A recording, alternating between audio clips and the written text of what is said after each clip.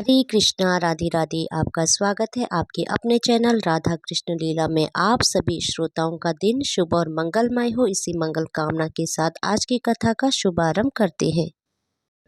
पुराने समय की बात है कि एक घर में एक जेठानी देवरानी थी। वे दोनों निसंतान थी। वे मेहनत करके पेट पालती थी।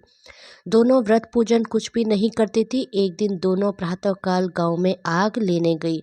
उस दिन गांव में दशा माता का पूजन था, इसलिए उन्हें किसी के यहाँ से भी आग नहीं मिली। आग न मिलने पर जेठानी देवरानी से बोली, आज हम दोनों का भी व्रत रहेगा। शाम को आग मिलने पर ही रसोई बनाकर भोजन करेंगी। शाम हो जाने पर जेठानी अपनी पड़ोसन के यहाँ से आग लेने गई। पड़ोसन ने उसे आदरपूर्वक बिठाया। जेठानी ने पड़ोसन से पूछा, दशा माता का पूजन करने से क्या होता है? पड़ोसन ने बताया कि जिस बात की इच्छा करके डोरा लिया जाता है वह इच्छा पूरी हो जाती है। जेठानी यह सुनकर पड़ोसन से बोली, अगली बार जब डोरा लेना हो तो मुझे भी बताना, मैं भी डोरा लूँगी।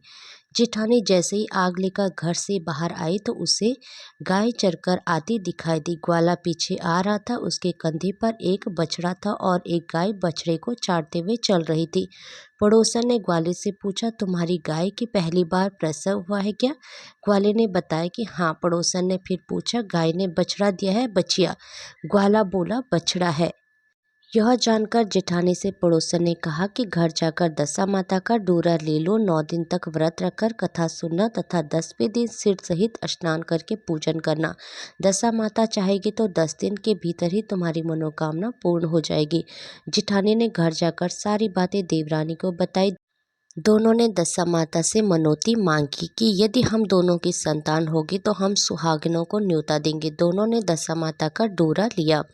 दशा माता की कृपा से डोरे की पूजा से पहले ही दोनों देवरानी जेठानी गर्भवती हो गई। 9 महीने 9 दिन के बाद दोनों के यहाँ 2 लड़कों ने जन्म लिया। बालकों के नामकरण संस्कार के बाद देवरानी जेठानी ने कहा, हमने जो सुहागिनों को न्योता की मनौती मांगी थी उसे अब पूरा करना चाहिए। जेठानी ने कहा कि अभी ऐसी क्या जल्दी है, जब लड़कों का अन्नप्राशन संस्कार होगा तब सुहागिनों को न्योता दे देंगे।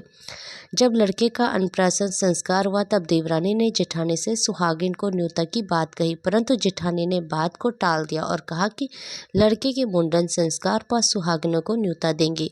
होते होते कुछ समय बाद लड़कों का मुंडन संस्कार भी हो गया। देवरानी ने जेठानी को सुहागिनों के न्योते देने की बात कही। जेठानी बोली, लड़कों की सगाई के समय ही सुहागिन जोती जाएंगी। लड़के बड़े हो गए, उनकी सगाई भी हो गई, परंतु जेठानी ने अब की बार भी सुहागिन नहीं जोई।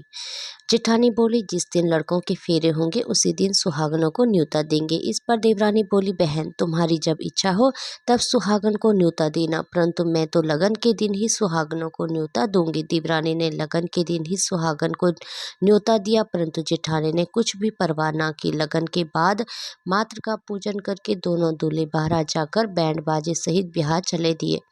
देवरानी के बेटे का विवाह बड़े धूमधाम से सकुशल पूर्ण हो गया, परंतु जेठानी के सुहागिनों को न्योता नहीं दिया था, इसलिए दशा माता ठीक फेरों के समय उसे उठाकर ले गई। दूल्हे के सहसा गायब हो जाने के कारण वर कन्या दोनों में हाहाकार मच गया। उसकी बारात खाली हाथ घर लौट आई, परंतु लड़की की माता बड़े संकट में पड़ गई। इस अधब्याही लड़की से कौन विवाह करेगा? पड़ोस की चतुर सुहागिनों ने लड़की की माता को समझाया कि विवाह का जो सामान बचा है उस सामान को लड़की के हवाले कर दिया जाए। लड़की भिखारियों को सदा व्रत देने लगी। एक दिन एक साधु तीर्थ यात्रा करता हुआ वहां आया। गांव से घने जंगल में एक पीपल का पेड़ था। लोग इस पीपल के पेड़ को पारस पीपल कहते थे। उसी पेड़ पर दशा माता का निवास था। साधु चलता चलता शाम को उसी पेड़ के नीचे ठहर गया। झाड़ूदार ने आकर उसी पेड़ के पास के मैदान में झाड़ू लगाई। भिस्ती ने मस्तक से वहां पर छिड़काव कर दिया तथा माली ने यह फूल बिखेर दिए। तब अनेक देवता अनेक प्रकार की पोशाक पहनकर आने लगे तथा स्थान पर बैठने लगे। सबके बाद में स्वर्ग के राजा इंद्र का सिंहासन उतरा। इसी के साथ स्वर्ग की अप्सराएं आकर सिंहासन के चारों ओर नाचने लगी। उसी समय अविवाहित लड़के को गोद में लेकर दशा माता पीपल के पेड़ से नीचे उतरी। इंद्र के साथ स्वर्ग से एक पूरा सुरा गाय भी आई थी। उसने 2 गिलास दूध दिया। लड़के ने अविवाहित के भाग का 1 गिलास अलग रख दिया।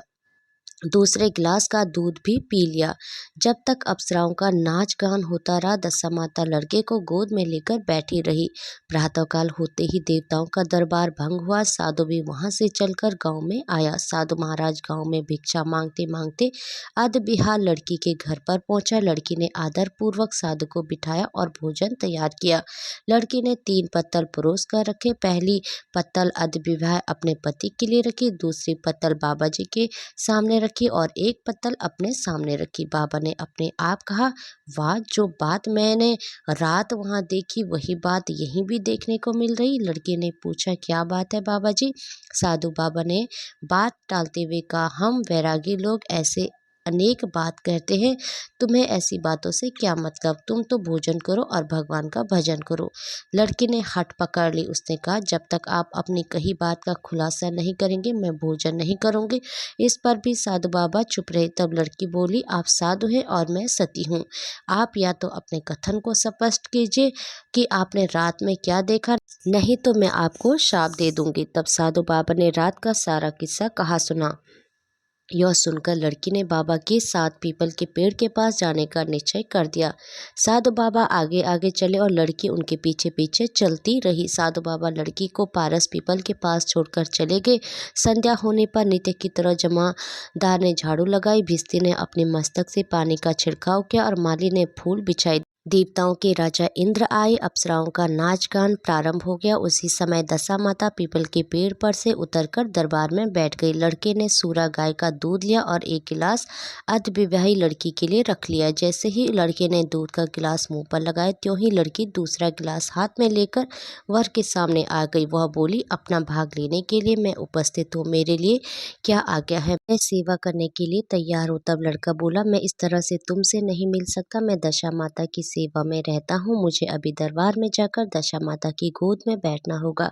यदि तुम्हें मुझसे प्यार है तो दशा माता को प्रसन्न करके उनसे मुझे अपने लिए मांग सकती हो, तब मैं तुम्हारा हो सकता हूँ। लड़का दूध पीकर दशा माता की गोद में जाकर बैठा। लड़की अप्सराओं के साथ नाच गाने लगी। जब सवेरा हुआ तो दशा माता ने उस नई लड़की को बुलाकर पूछा, तुम कौन हो? तुम्हारे नाचने से मैं बहुत प्रसन्न हूँ, जो कुछ मांगना है मांग लो। लड़की ने दशा माता से वचन लिया कि मैं जो कुछ मांगूंगी वह आप मुझे प्रदान करेंगी।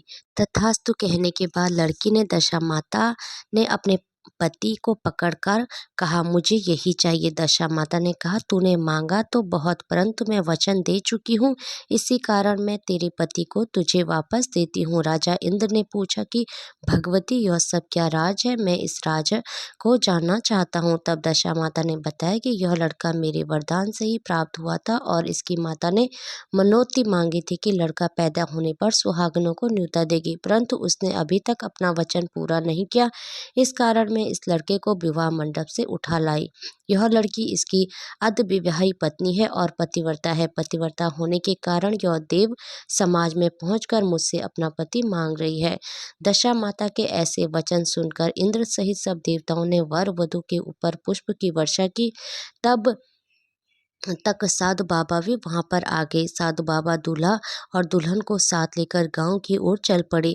जब ये तीनों गांव के समीप पहुंचे तो गांव वालों ने दूल्हा दुल्हन को देखकर लड़की के पिता को सूचना दी कि तुम्हारी पुत्री एक दूल्हे के साथ आ रही है। जिस दिन से लड़की चली गई थी तो उसके पिता ने लोक लाज के डर से बाहर निकलना बंद कर दिया था। गांव वालों की यह बात सुनकर उसके घर के किवाड़ बंद कर लिए। उसने समझा लड़की साधु बाबा के साथ आ रही होगी, इसलिए लोग मेरा उपहास कर रहे हैं। जब गांव के गणमान्य व्यक्तियों ने भी वही बात बताई, तब उसने घर के किवाड़ खोले और बाहर निकला।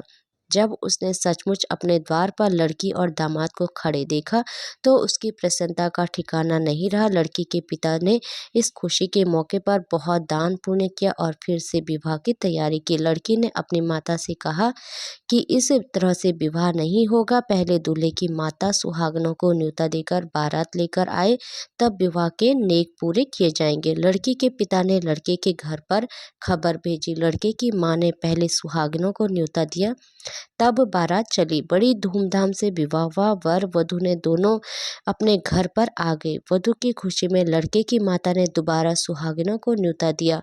उसी समय से विवाह के दिन वर के घर पर सुहागिनों को न्योता की प्रथा चली आ रही है। दशा माता के जिस तरह सती की दशा बदली, वैसे ही सभी का कल्याण करे। हरे कृष्णा, राधे राधे। भगवान श्री कृष्ण और राधा रानी की कृपा आप सभी भक्तों पर हमेशा बनी रहे। जय श्री राधे।